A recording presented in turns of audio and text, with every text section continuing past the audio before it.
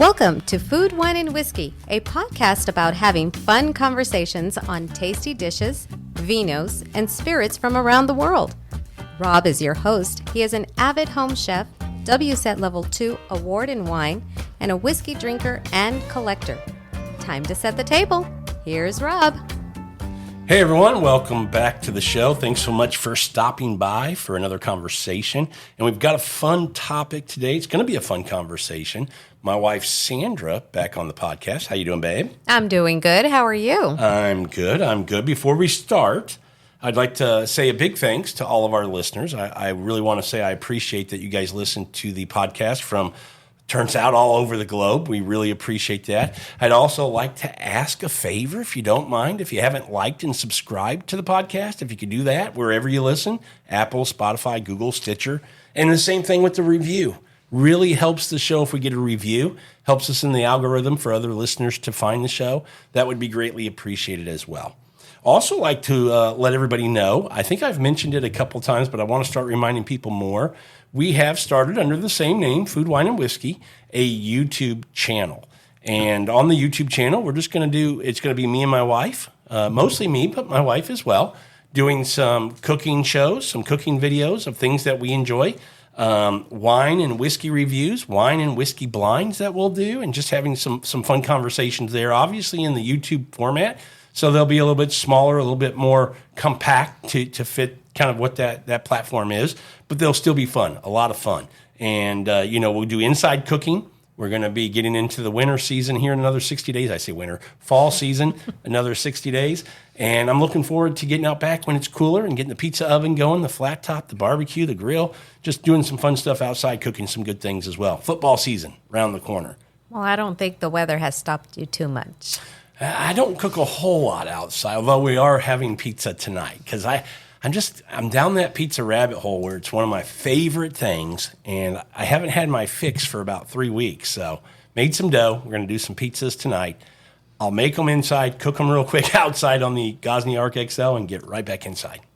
Okay. So, all right, our conversation today, kind of talking about, why we enjoy, and we see it amongst our friends and family, cooking at home so much.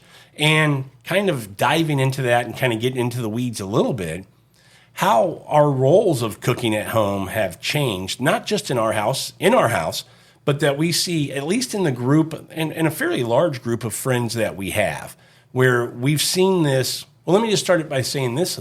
Back in the day, I'm in my 50s, you're in your 20s, when we were growing up, no comment? Thank you. Yeah. Thank you. When we were growing up, it was, always mom or grandma were the ones doing the cooking. If you ever think about hearing somebody say, you ask the question, where'd you get that recipe? It's my mom's. It was my grandma's recipe. Right. I don't remember anybody ever saying it was my dad's or my grandfather's recipe. I think, there's exceptions to that. But the general rule was moms and grandmas were the ones that did all the cooking. Exactly. I think we're going to see a shift there in the next 15, 20 years as down the road, looking into the future, people asking, where'd you get that recipe? It's going to be a lot of my dad, my grandpa, because we're seeing that a lot with dads are really, dare I say, dominating in the kitchen at home. Well, I would say that's accurate in our home. In our home, okay. And amongst our friends. And among some of our friends, yes. Yeah. Yes. And I'm saying that kind of jokingly, but my point is dads like cooking now more than I think, and I shouldn't just say dads, men like cooking. We knew some guys who are single who love cooking. Right. Men love cooking more than I think they ever did at home. And right. What I mean by at home, because you go, well, hold on, my dad was always cooking. Yeah, but the dad usually, when he cooked, when we were growing up, he worked all week, and it was that weekend. That Saturday or Sunday, he'd get the charcoal out, he'd fire up the Weber, and you do some steaks or chicken or whatever on the grill. That was Dad's cooking on the weekend. Right. And that was a great time to have a Saturday barbecue or a Sunday barbecue or grill. That was always good.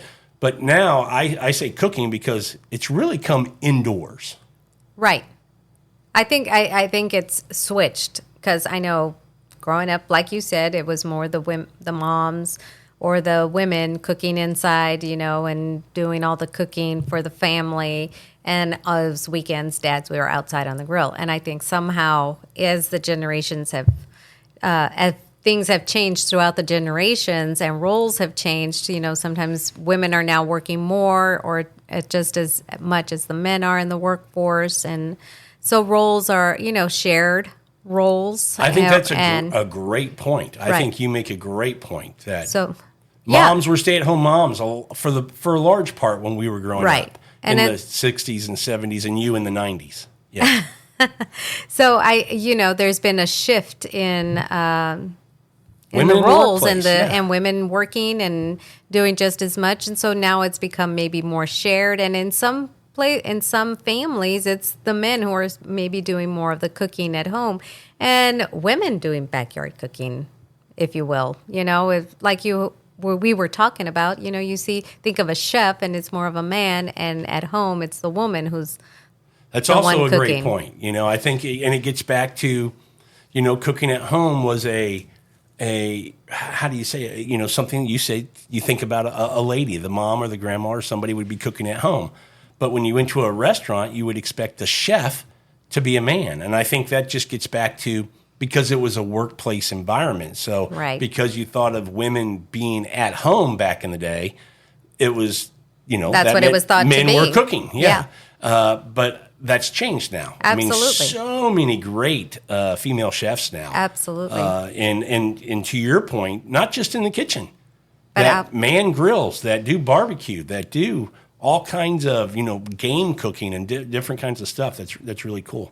So it's nice to see that shift change, where women are in the restaurants being chefs, head chefs, and all that, and also in the backyard. And in the other view, you see some men cooking now for the families in the kitchen, and which is a really nice shift. It's nice to see how that has evolved throughout the years. Yeah, and why do we think, we touched on one reason why we think it's evolved. I think there's other reasons why we think it's evolved that way. Not just the role of, or the responsibilities have been divided, which I think is a big part of it, but I think as a society over the last 20 years, cooking's become cool.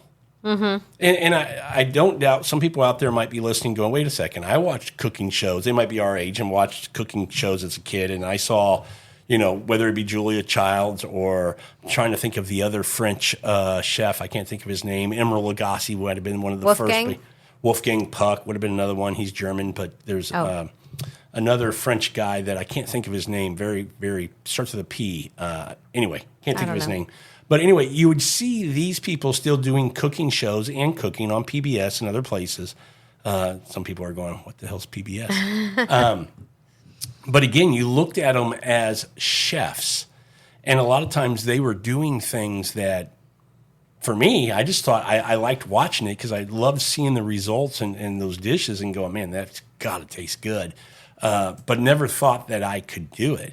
So I say 20 years ago or thereabouts, 25 years ago, cooking became cool because you had the Food Network. And I don't know exactly when it was formed, but somewhere around there, 20, 25 years ago, and they had a cooking show, the next Food Network star. And I remember Guy Fieri for me. You guys, if you've listened to the show, you've heard me say that. But I think guys like him, where they took, everyday type people and put them on a platform where they could show that, the everyday person, whether male or female, could cook and do it well, was the one that really started it for me and where I really go, okay, that's where it became popular. And then you kind of go through, I think Food Network would get credit for starting everything. But then you have the Iron Chef on Food Network came out, which was cool watching these guys. Then you had shows like Hell's Kitchen. Mm-hmm. And what are some of the other ones that we've watched in the last 15 years, these cooking shows? You got me. Top Chef and things like that on Bravo. So cooking to me has just become very cool. And I have to say, I think just being on TV, how TV has changed and your easy access has given a lot of people access to new recipes, new cooking styles, new ways of cooking, and the internet just as well. Everything. The internet. Yeah, the internet, everything. And we're starting with the network TV shows that kind of were that first part of it.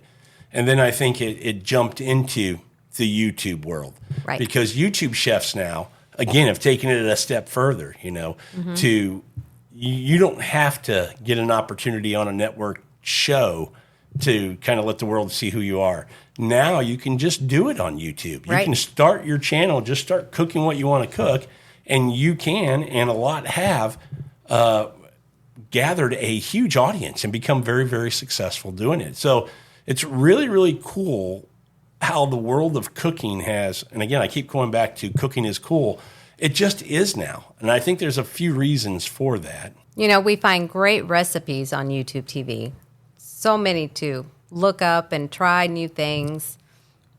Well, the other thing I really like about YouTube was, we talk about these cooking shows, and that was entertainment. That was something that you would just watch just to just really not pay attention to exactly what they were doing, but to see the result at the end. Where YouTube, to me, this is a direction. This is a guide. This is a step-by-step kind of instruction on how to make whatever dish you're looking to make. So if you're looking to make a paella, you can look up paella on YouTube, and you're going to get, hundreds, thousands, I don't even know, a large number of videos that you can scroll through, watch, and decide, what do you think is the best way you want to make the paella you want to make with ingredients and techniques and different things. So I say that to say back in the day, it was a cookbook. It was usually just words, maybe a picture of the end result of that dish. But you really, you had to read and kind of do what it was saying. It was kind of, should I say boring? It was kind of boring. Yeah. Now YouTube makes it like, oh, this is cool. And a lot of times I'll watch a few videos of a recipe and then I'll decide on the one I like. And when I decide to make it, I have that YouTube video up, right? And I'll hit play and I'll hit pause, and then I'll do the things I'm supposed to. Then I'll hit play again to do, okay, I'll hit pause and I'll do that. And it's just this kind of instructional step-by-step recipe on how I need to make this dish, which I also think, that helps give some confidence to people who want to cook in the kitchen, because it's easy. Most people are visual. And if they can see it and see what you're doing, it makes it easier for them to have the confidence to do it themselves. Right, because it's funny that you say that, because it takes me back to an episode of Schitt's Creek, one of my favorite episodes, where the mom and her son were trying to follow a recipe, and it talked about folding in the cheese, and they're like, what do you mean fold in the cheese? And they just couldn't understand what fold in the cheese was. How do you fold in cheese? Yes, and so I'm like, oh my gosh, and if you had a YouTube, you would know what it meant to fold into the cheese. But if you're just reading a recipe, I might have been the same way. What do you mean, fold in the cheese? I don't understand. Do I slap my cheese in half and then put it in? Exactly. So that's a great thing about YouTube, because it's if you're a visual person, it helps. Yeah, and I think, obviously we're talking about cooking, but YouTube is that, we used to have what we called, that we would reference, encyclopedias. YouTube is the new world of encyclopedias. I mean, if you need to learn how to fix a plumbing issue or whatever, you can go there, a car issue, you can go there and find step-by-step how to do stuff, and cooking's no different. Exactly. Yeah. And I think that's what's helped change a lot of the roles in families as far as cooking. And with the shared roles, somebody might do this, somebody might do that, and they work together to help each other out, especially when you've got two working parents, or if you're just alone and single and you want to know how to cook and you're, Yeah, I think anytime you can cook for yourself or for your family or for your spouse, it's always better. I mean, I think all of us have the thought it's healthier to eat at home. Yes. You're going to buy, and we have the thought, and we try to practice it as much as possible. For the most part, we do. When we shop at the grocery store, we're on the outside, the perimeter. We don't buy stuff from the inside, so we like to get the produce. And so that's why you get that more healthy. And I say healthier because, if you're going to eat something on a weeknight really quick, you're probably ordering, a burger or Chinese food that, Right. whatever. So cooking at home typically is healthier. In today's world, I don't know that it's less expensive. Sometimes we go, it can be cheaper just to order than to go pick up, if you're feeding a family of 4 or 5. But we're going to get into that in just a second, the cost of eating at home versus eating out. But I just really think that our world today, everybody is aware or wants to know how things are made, what it's made with, and how it's going to affect me if it's going into my body, whether Absolutely. It's wine, whiskey, beers, and food. Yes. All of that. Coffees as well. I'm a big coffee guy. So all of these things people care about now. They want to know. When we were growing up, again, we keep saying that, people just ate to eat. We talked about how early on in our relationship with our family, you did the survival food.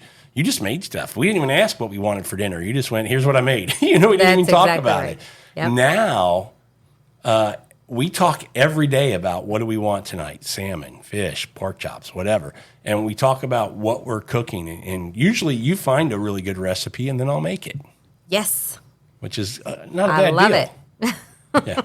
So I'm saying that to say that I think people just care more about everything related to the process.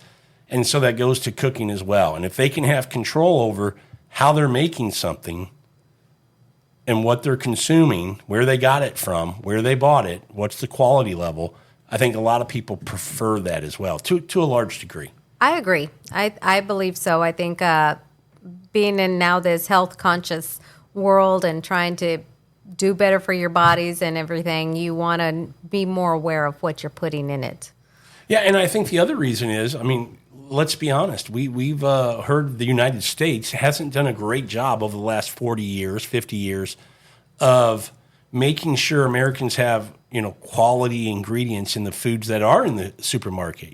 We hear about this all the time, that there's so many chemicals and additives that go into a lot of these processed foods that just aren't good for you, that, we have a obesity problem in the United States, right. And a lot of people have concluded that's a big part of it. Eating at home, eating cleaner is obviously a better thing for us. And I think I've also seen when we talk about food and buying good quality foods, I have seen another trend happening where people are now growing their own vegetables. Sure. Growing, doing their own gardens, which is something I know I didn't grow up seeing at all, at least not in my area where I grew up in. But you see that now. I feel more people growing their own Now, stuff. people listening are going, duh, they're farmers. No, we're these talking are- about in suburban communities in big cities like Houston. Obviously, you hear about it in big cities with restaurants that'll have a rooftop garden or something, but you're talking about neighbors. My neighbor down the street Yeah. growing their own Tomatoes and jalapenos and cucumbers and it goes and even garlic beyond and- that. Yeah, garlic and cabbage and cucumbers and squash, all kinds of stuff. And I feel it's now I may be naive and not know. Maybe that's just my little bubble that I live in. But I'm seeing more of that trend coming or happening now, where they're doing a lot Especially of that. herbs. Herbs are so Yes. easy to have Yes. that so many people are doing herbs now, which is great. But we also know, or people who even have chickens in their backyard Yes. to get some eggs. Yes.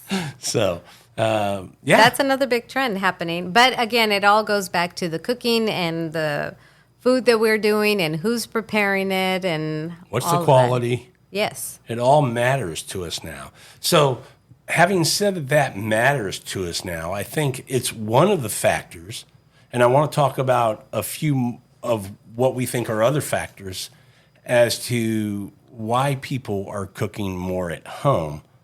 So we just talked about a couple. Because we've seen in the news, at least I've seen it, I noticed it over the last month and a half or so, the announcement of, multiple big chain type restaurants closing a lot of locations across a lot of markets here in the U.S. And so my question would be, Are they closing or because people aren't going out as much? Or is it a different reason? And you and I were talking about this, and you had what I thought was a really good answer, or could be a really good answer for this. What was it? No, I'm just kidding. Do you remember? Yes, I do. It was that trends are changing. People's Yeah. eating trends are changing. So, Where they like to Red eat. Lobster might have been popular Back in the day. whenever it was open. Yeah, And- just like you used to have Steak and Ale or Sizzler and things like Correct. that, but they went away. Right. So So people's their trends. time is up. Okay. And I thought that was a really good point. So I don't know. I took it with the number that they were closing that maybe people weren't going out as much. But with the way you said that, it could be that instead of going to these bigger chains, like here in Houston, I can't remember the last time when we do go out, going to a chain restaurant. We find locally owned mom and pop places that are cooking, like we like to say, with love. I mean, you can taste their love of what they're doing on the plates that you eat at their establishment. Yeah. Absolutely. I think that's a big thing there. I think a lot of these mom and pop shops are what people are gravitating to Yeah, I think versus the big chain. and I think that the one of the reasons for that is I think you want to experience. We're all about the experience now in today's world too. I think everybody wants to experience something different and cool and somewhat limited, right? I think about it in wine or whiskey. You want to find that bottle that's in a low production that only a few people get to enjoy or experience it, and it's the same in food. You want to be able to say you went to a place that when people come to Houston, they go, man, if you go to Houston, you got to go to this place. It's the only place you can get food like that or that dish. Same thing when you go to New York or other places. It could even be a little place in a country town in Oklahoma, whatever. It's because it has this kind of exclusive. You can only get that here, Right? And I think when you have these mom and pop type restaurants, you get that. You get an experience. I think you get a better experience as far as overall enjoyment of the meal, the servers, the environment, the atmosphere, the ambiance. It all adds to how you enjoyed that meal, and I think you get that a lot more at a mom and pop type place. I think a lot of times a larger type chain type restaurant, and I get it, they're trying to make as much money as possible. They've got stakeholders, they've got shareholders, right. So the bottom line matters. So they want to flip tables. So, I mean, how many times have you heard of people, and we've done it in the past, you go to a chain restaurant, you place your order, and it's not 3 minutes later, it's out. And you're like, how the hell did you make that fast? Exactly.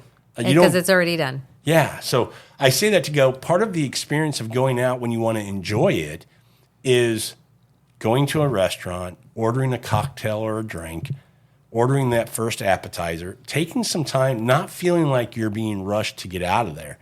And it's just harder and harder to find those places anymore because everybody, you got to make money. And the way you make money is somebody eats, they leave, the next person eats. And the more Right. tables you can do that with in the course of a dinner service, the more money you're going to make. Absolutely. And I think I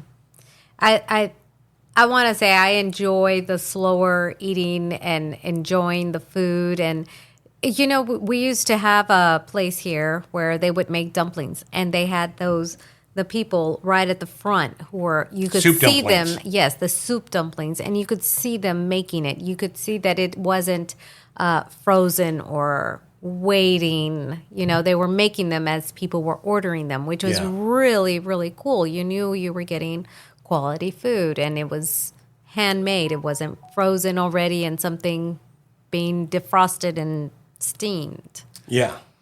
No, that's a very good point. It's a double-edged sword, so to speak, because, again, we're saying we want that experience of enjoying our time at the restaurant, but we also understand that a small mom-and-pop place doesn't have huge margins, so they're not making a lot of money. So then you go, if we take too long, we're hogging up a table and, so to speak, preventing them from getting somebody else to sit there and make some more money. So it's very much a double-edged sword, and it's on my mind a lot when we go out. I want to enjoy myself, but I also know that, Yeah, it's a fine line. We kind of go, we don't want to be rushed, but we're not going to take forever. Yeah. Because we know they need to get somebody else in there. So what is the right amount of time? Man, that's a great question, and I don't know the answer to it. But I know for you and I, because we know this, a lot of times, and most times, we like to cook at home. Yes. And we like to drink at home. And we're big fans of wine. And you know what? We're talking about this kind of progression in our relationship. Wine was kind of very, I don't want to say similar, but it had a similar path where you started with the wine and enjoying wine and exploring wine, albeit lower shelf, $7 bottles of wine. But you were exploring Llano and Yellowtail and Kendall Jackson. But somebody had to. And the same journey kind of happened. I fought for a long time, like a lot of dudes, when you're doing that backyard cooking. I was a beer guy. Mm-hmm. And I remember Bennigan's had that world of beers, when we were in El Paso. Mm-hmm. I'd go to Bennigan's, once or twice a week just to have a couple of, the world of beers so I could get my name, on a plaque and up on the wall that said I've had, whatever it was. I think it was 100 beers you had to have from around the world to complete the I'm sure your name has been replaced by now. Oh, well, Bennigan's is gone. Oh, okay. Yeah. I'm pretty sure Bennigan's is gone, to your point of trends go away. Exactly. But you started in wine. I remember us being in El Paso, and New Mexico, of all places, had every year a big wine, what was it? A wine festival. A wine festival, okay. And I won't say you made me go, but you would ask me to go with you, and I would. Mm-hmm. And we would go over there and taste stuff. Had no clue. I would taste it and go, yeah, don't like it. But I didn't know. Right. I didn't know anything about wine. Wasn't until we moved here, and you were still on that bottom shelf. I was still trying. Yeah. But we met, and you were on that bottom shelf. A large part was because of me. Yes. Because I wasn't drinking wine, so if we went to the store, you didn't want me to I'd spend be like, any more. No. You don't. You like what you've been drinking, keep drinking it. You don't need to try anything else. Yes. And shame on me for being that way. But then we made friends. Our kids started playing sports, specifically our son. And on the teams that we were on, we became friends with some people who were big into wine, had been to Napa a few times. Mm-hmm. And that's kind of where I was able to skip over all those first, second, and third shelves and go kind of to that fourth, fifth, and sixth shelf, Right. At the supermarket. This was where I think everybody's journey in wine begins. At a supermarket. At the supermarket, yeah. So, were you okay with that I skipped all those? I think I'm a little bitter about it.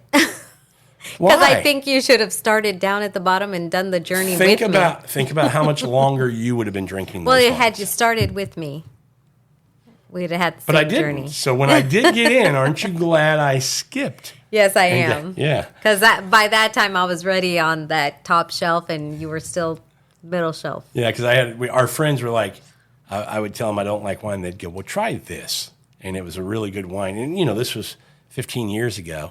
And it was a wine from Napa. And at that time, it might have been a $35, $40 bottle of wine that probably today sells for $75 or $80. Exactly. And I went, well, hold on a second. That's pretty good. Mm-hmm. And it was from there that the floodwaters, just destroyed the dam. And yes, here it they came. did. Yeah. So any and regrets? Now absolutely not, because now you have pushed onward and upward, and we have tried everything. Not everything, but we are exploring. Exploring everything. That's our motto, is keep exploring. And, like most people here in the States, I think when you decide that you want to experience wine, the first place you go is Napa. And we were no different. And we enjoyed that. And we still love going to Napa.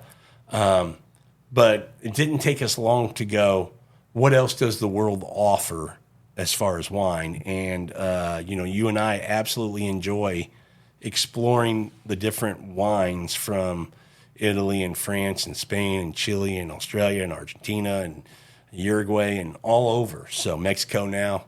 Yes. There's just great wines. And we're just in this place in the world, in time right now, where if you like wine at all or you want to get into wine, it's just a great time to do it because there's just so many places making great wines.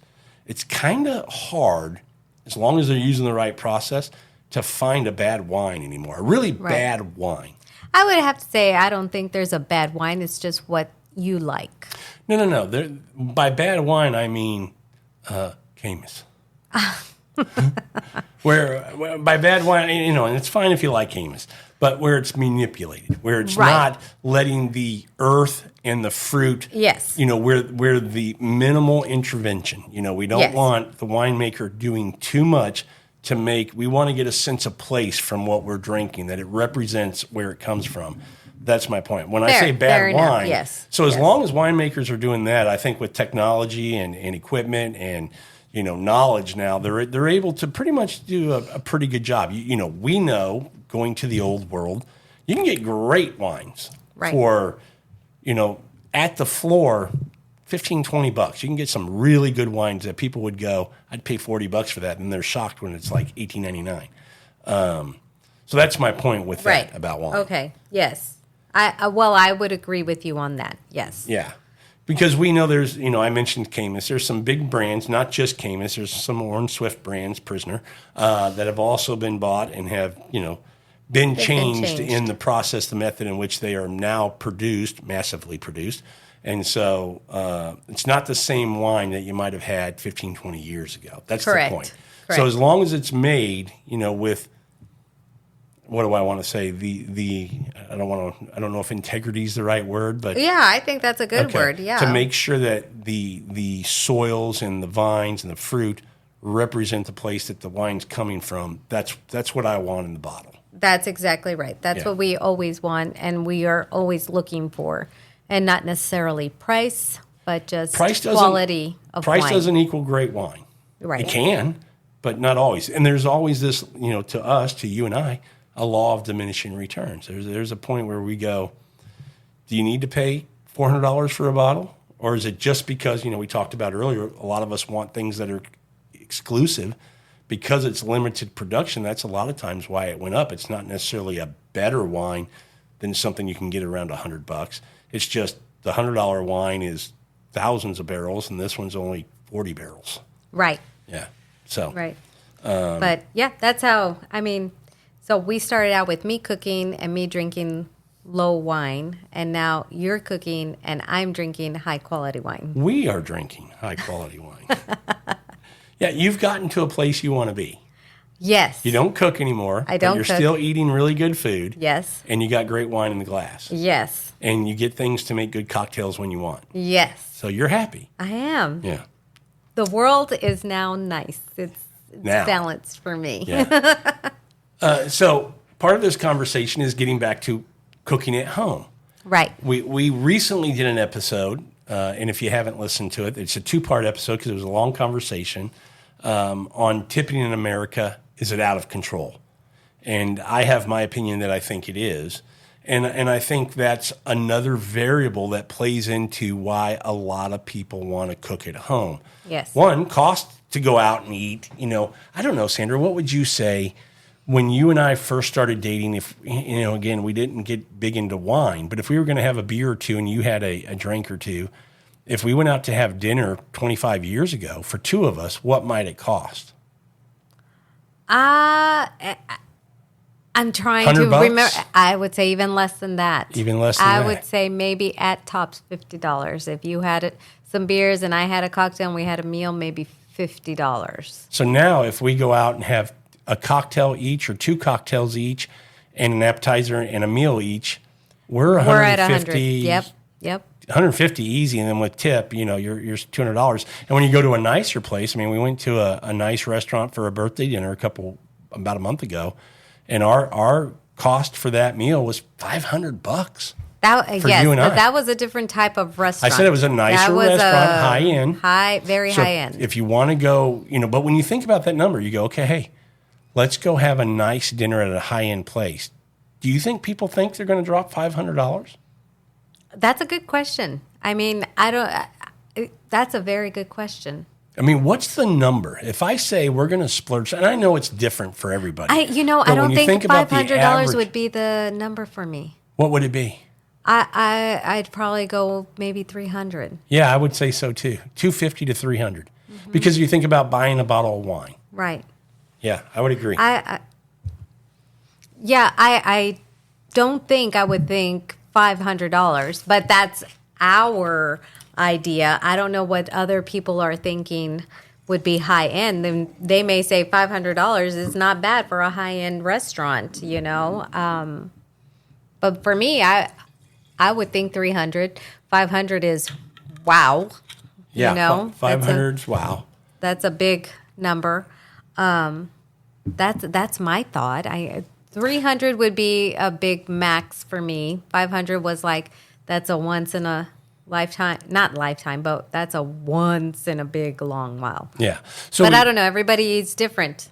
But we talk about the cost of going out. It's just gotten, the point is it's gotten more expensive. Yes. And then you think about nicer places. Because a lot of times, you know, if you're just going to do dinner, you can get something quick and simple. And the cost versus cooking it might not be that different. But if you want to cook a nice meal or you want to eat a nice meal, going out, that's where I go, you know, the advantage shifts greatly to cooking at home. Mm-hmm. If we're going to cook a 4-course meal and it's themed in French cuisine, and we're going to have 4 really nice French dishes, then doing that at home for 6 people is going to be way less than trying to go to a restaurant and experience that with a group of friends. And then it gets back into when you have a dinner with friends. To me, you want food and wine or anything like in that world. We enjoy it, but it should be, and for us, it is more important to enjoy the time we're experiencing it, to enjoy the time with the people we're experiencing it with. I mean, that's what we love about it. Then the food and yeah, we enjoy the food and everything. Right. To me, I always say, you know, we like to host dinners and things here at the house. I always say that's the way to bring people to our house. You say, hey, I'm cooking this. You want to come over for dinner? And they go, ooh, that sounds good. Yeah, we'll come. And it's a way to get us together. That's the carrot in front of the horse, if you will, to get people to come over, because we want to enjoy our friends and our family and hang out with them and have conversations and laugh. It's most important to do that with people. Food's just the way to bring people together. Right. So. Right. And it is a lot less expensive to enjoy the meal at home and cooking than it is to take it out. Although I do enjoy going out and being waited on. Yeah. And usually when we do that, it's just me and you. Right. Yeah, I'm just saying if we're going to do a group of people to enjoy a dinner, I would rather do it at home. So if it's me and you going out for a nice meal, that's when we may go to a restaurant. And I'll say this as well, when we go to a restaurant, call us what you want. We try to find places that are BYOB. Yes. We have no problem paying a corkage fee. We're actually very happy to do so. But part of wine and your journey in wine is you like what you like. Mm-hmm. And sometimes wine lists may not have what you like. The other problem with wine lists are if you have a lot of bottles of wine at home like we do, you might also go, I can buy that for $40. Why am I going to pay $160 for it here? You know, I'm just being honest. You know, yeah. I'm sure a lot of people think that. So if I can bring a bottle from our cellar here to a restaurant and pay a $20, $25 corkage fee, I'm happy to do that. One, I get to drink what I want. And, you know, whatever I paid for it, if I paid $50 for that bottle and it's a $25 corkage fee, I'm $75 versus that bottle on a wine list might be almost $200. Right. So that's always a good thing. Yeah. But I think when you have a larger group of people, cooking at home has become the way to do it, in my opinion. I prefer it because I want to enjoy the time I'm hanging out with those folks, and I don't want to feel like we have to leave the table too soon, you know, because we've got to get out so they can turn it over. And I feel like it gives you're in an environment at your house where prior to sitting down and enjoying the meal, you also get to, you know, while you're cooking, you know, the guys might be in talking and chatting. Maybe a couple of your buddies are helping you prepare a couple of things. And then the girls are having a glass of wine at the table or out back and just chatting a little bit. You get this full experience of being able to hang out and enjoy your friends prior to, during the meal, and then usually after as well, followed up with a little dessert or maybe a coffee or another, you know, a last pour of the evening, if you will. Right. So your thoughts? Well, I think that's exactly, you hit the nail on the head, because I think that's exactly what's one of the things that I think has started a big trend of people wanting to cook at home and men taking more of an interest in cooking in the kitchen and so on, is to bring people together. And I think COVID probably had another big thing to do with that, because they had more time to maybe watch the YouTube shows when they couldn't go out. That's a great point. And decide, and cook at home because you couldn't go out. And cook at home because you couldn't go out. That's a great I point. think that kind of stuck a lot with this new generation of adults coming in, that we can do this all at home. Them. Yeah. Yeah. Because we were doing it already. It was COVID, and so we had to do this. And so it kind of stuck, and I think it's helped develop these skills and role changes and role reversals, or both helping each other out on things, and then gathering together in the homes rather than going out to the restaurants. So I think, cooking at home is a good thing, and bringing people together, it helps. Yeah, I just think it's, I don't know if I worry for the hospitality. I think we're a small part of the people who, if you asked how many people in America are doing what we do as far as enjoying hosting and having dinners either at our house or other friends' house, I think, for us, it's part of our world. But I think overall, with the population of the states, it's probably a very, very small amount of people that do that. I would agree. I think it's not as big, but it's a trend that is happening. But I think also they're still going out and experiencing, because you still have those people, you want to get out and experience different places, different cuisines that you're not comfortable cooking at home. We don't do sushi, so we'll go out for sushi. You nailed it. When we do go out, we do like to go out. We always go to a restaurant that serves a type of food that I'm not comfortable making at home. Right. Whether it's Indian food or Asian. Usually it's in the world of Asian food. Mm-hmm. Sometimes it might be Italian. So if we know of a good Italian place that does something that, I want to go try it and see how it is or something. But usually it's Asian type. We love Asian food. Love it. So it's usually in that world. But yeah, because if it's, you don't find us going to a steakhouse because we can cook a steak at home. Right. Less expensive, probably just as good, if not better. And we would just rather cook that at home. Right.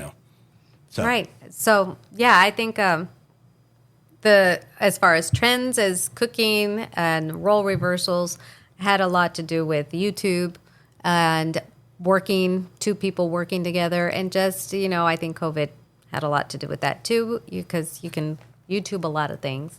And our reversal in wine, you win. Yeah. You win. Yeah. I'm not complaining. Well, I also think that the cooking at home has, you bring up the COVID, which is a great point, but it's also a way to get people back together. Because even in our world today, the workspace has become very hybrid where people are working at home. And in life in general, it's a lot of texting or video calling and things like that. Mm-hmm. So being able to have a dinner at home where people actually come over and hang out, I think that's good as well. It's always fun. Yeah. It's always a lot of fun. And you don't feel rushed, Right. That's the other thing. When you're in a restaurant, you have to kind of, I don't want to say not be yourself. You can still be yourself, but you have to conduct yourself in a certain way where it's just nice to be relaxed at home. Right. It's just very casual, very enjoyable. It's just a gathering. It's just friends and family having a good time. Right. There's no having to be hushed and quiet and watch your P's and Q's. Yeah. So, well, fun conversation. Yes, I think so. Yeah, I love seeing that more and more people are cooking at home. I think we've talked about a lot of reasons why. One thing I try to always do, and our daughter's already doing it, cooking a lot at home. She's 26. She's into cooking a bunch. Trying to get our 23-year-old son to be the same way. He's an eater, not a cooker. He's funny. Him and I will sit with our cocktails and drinks. I need him to start cooking if he's going to, charm a lady. I think a man who can cook. Well, he has. He has. That's a good point. He has cooked some dishes. I'd just like to see him do it a little bit more frequently. Maybe cook for mom and dad. That would be great. That would be a lot of fun. Well, good conversation. You ready to go have a glass of wine? Maybe make a pizza? Absolutely. All right. Well, let's get ready to do that. Okay. Thanks, everybody, for listening to this episode of Food, Wine, and Whiskey. And until our next episode, enjoy your next pour. Cheers.